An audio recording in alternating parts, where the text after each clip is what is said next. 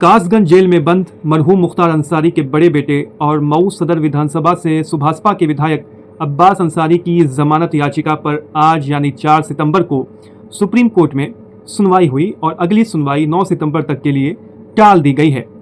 इस दौरान क्या हुआ उस पर थोड़ी तफसील से नज़र डालते हैं।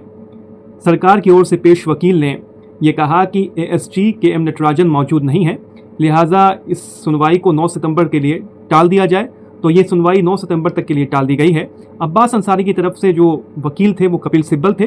कपिल सिब्बल ने इसकी मुखालफत की, इसका विरोध किया और उन्होंने कहा कि अब्बास अंसारी को तमाम मामलों में जो है ज़मानत मिल चुकी है। सिर्फ 2 मामले ऐसे हैं जिनमें उन्हें ज़मानत नहीं मिली, एक चित्रकूट वाला मामला, दूसरा ईडी से जुड़ा हुआ मामला।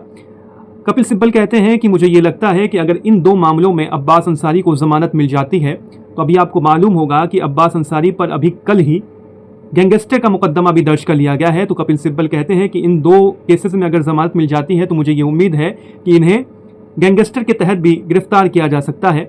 लिहाजा मेरी मांग ये है, यानी कपिल सिब्बल ने मांग की कि उन्हें गिरफ्तारी से ही संरक्षण दिया जाए, उन्हें गिरफ्तार ना किया जाए।